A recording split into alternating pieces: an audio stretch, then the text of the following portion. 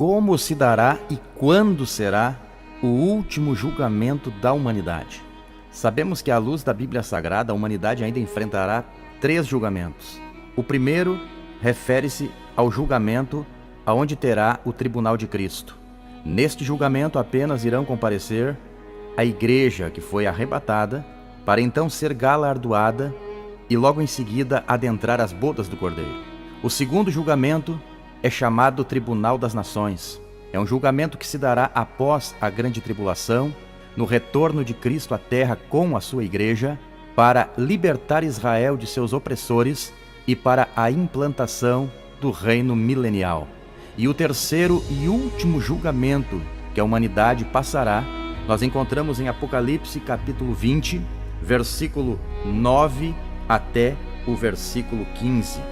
Observe os detalhes destes versículos. E subiram sobre a largura da terra, e cercaram o arraial dos santos e a cidade amada, mas desceu fogo do céu e os devorou. E o diabo que os enganava foi lançado no lago de fogo, onde está a besta e o falso profeta, e de dia e de noite serão atormentados para todo sempre. Este capítulo é a consolidação no que diz respeito a toda e qualquer revolta do ser humano ou de hostes espirituais do mal. O Cordeiro de Deus tirará definitivamente o pecado do mundo, e só existirá no universo a semente do bem.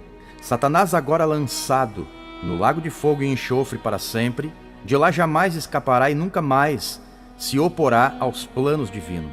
Neste mesmo lugar já se encontram o anticristo e o falso profeta há 1000 anos. Ali ele não reinará, mas será atormentado eternamente. Até que enfim chegou o final da carreira daquele que por séculos e milênios enganava a humanidade e incitava os homens contra Deus. Observe agora o versículo 11 do capítulo 20 de Apocalipse. E vi um grande trono branco, e o que estava sentado sobre ele, de cuja presença fugiu a terra e o céu, e não se achou lugar para eles. Com Satanás fora do cenário, é chegada a hora do julgamento final. O grande trono branco indica pureza, santidade e glória. O que se assenta sobre o trono é o Rei dos Reis e Senhor dos Senhores.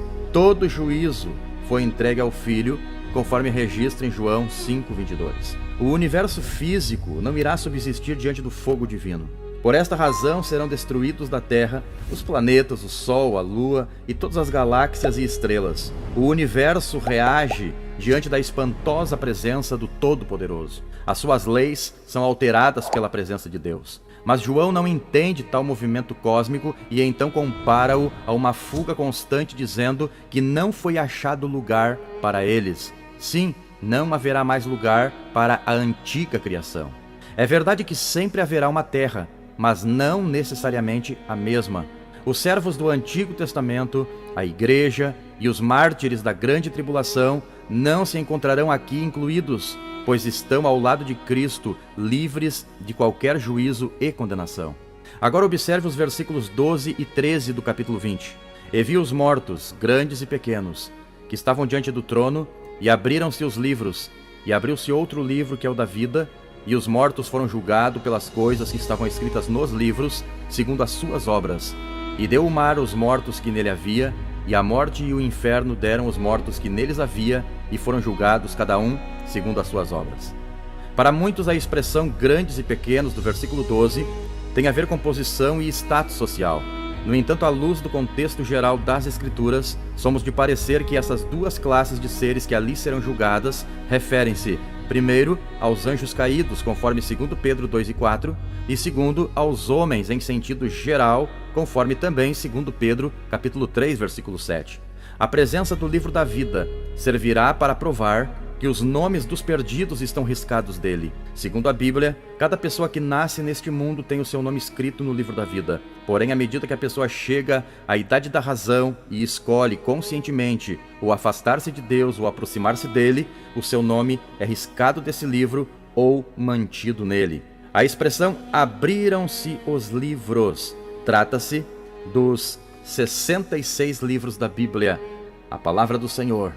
Isso tem a ver com tudo aquilo que a pessoa praticou contrário à palavra do Senhor. O juízo é segundo as obras de cada um. de maneira que não haverá engano ou equívoco. É evidente que o grande trono branco não é o mesmo do julgamento das nações, o qual já terá ocorrido 1000 anos antes. Diante do trono, acharam-se todos os mortos, os perdidos de todas as épocas da história, inclusive os que morreram perdidos no milênio.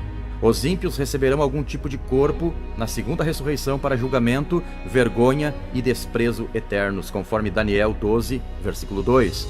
Os livros são abertos e os mortos julgados de acordo com o registro das suas obras. Até os seus pecados mais secretos virão à tona. Sua sentença, sem dúvida alguma, é o lago de fogo. Milhões e milhões estarão ali a dizer eternamente: ah, as verdades que eu menos gostava de ouvir eram aquelas que mais precisava conhecer. A perdição eterna não é uma ficção literária, uma lenda ou uma filosofia, mas sim uma realidade. A sua descrição nas Escrituras é no sentido literal e não simbólico ou figurativo. Infelizmente, milhares de pessoas só vão reconhecer isso quando for tarde demais. Conta-se que Voltaire, já em seu leito de morte, exclamava: daria tudo para crer que não existe o inferno. Que momento terrível será para milhões de pessoas quando os livros forem abertos. Como a morte e o inferno deram os mortos que tinham, torna-se claro que todos os ímpios mortos, em todas as épocas, serão trazidos perante o trono branco para julgamento. O julgamento será individual, pelas ordens de acordo com o princípio do Evangelho, e levando-se em consideração os seus motivos. Haverá diferença na sentença e na punição, mas não na duração da pena. O fogo que arderá no lago é por natureza inextinguível. E agora, para finalizar, observem os versículos 14 e 15. E a morte e o inferno foram lançados no lago de fogo, esta é a segunda morte. E aquele que não foi achado escrito no livro da vida foi lançado no lago de fogo. O livro da vida contém os nomes daqueles que colocaram sua fé em Cristo para a salvação. Não é de se admirar ter Jesus mandado seus discípulos se alegrarem, porque os seus nomes estavam escritos no livro da vida. Todos os nomes que estiverem escritos no livro serão escritos ali antes desse dia. Nada consta de nomes sendo escritos no livro da vida naquele dia. A Bíblia é muito cuidadosa em informar-nos que o destino final dos perdidos é horrível, indo além da imaginação. Envolverá angústia, choro e ranger de dentes. É uma fornalha de fogo que traz como resultado prejuízo e horror eternos. É nesse sentido que a Bíblia diz que horrenda coisa é cair nas mãos do Deus vivo. Esta é a maior razão por que devemos levar as boas novas do Evangelho de Cristo até o fim do mundo. Os crentes no Novo Testamento tinham nítida consciência do destino de quem vive no pecado sem se arrepender. Por essa razão, eles pregavam com lágrimas e defendiam a palavra infalível de Deus e o Evangelho da salvação contra as distorções e as falsas doutrinas. Ao dizer que a morte e o inferno também são lançadas no lago de fogo, fica bem claro que terminou o tempo em que os seres humanos morrem. Deste momento em diante, não haverá mais experiência da separação da alma do corpo. Tudo isto já se cumpriu e não se repetirá. Em se tratando de julgamento, é bom que se faça uma análise cuidadosa de 1 Coríntios 6, versículos 2 e 3, onde se fala em julgamento do mundo e julgamento dos anjos, os quais serão efetuados pelos santos. O primeiro ocorrerá na época do milênio e nada tem a ver com o juízo do trono branco. O último ocorrerá simultaneamente a condenação de Satanás ao lago de fogo, um pouco antes do juízo final. E uma pergunta que não nos faz calar: e aqueles que nunca ouviram falar do Evangelho? As Escrituras ensinam que pela graça comum, Deus se revela a todos e concede a cada um a capacidade de buscá-lo. Existe uma tríplice revelação de Deus. A primeira, a revelação interna da razão e da consciência em cada indivíduo. A segunda, a revelação externa na criação, a qual proclama o poder, a sabedoria e a bondade de Deus. E terceiro, a revelação especial através das Santas Escrituras, como também na pessoa e na obra de Cristo, que confirma e completa as outras duas revelações, exibindo a justiça, a santidade e o amor de Deus. Quem vos transmitiu esta mensagem é o evangelista Danilo Zang, e eu quero convidar a você que ainda não é inscrito em nosso canal.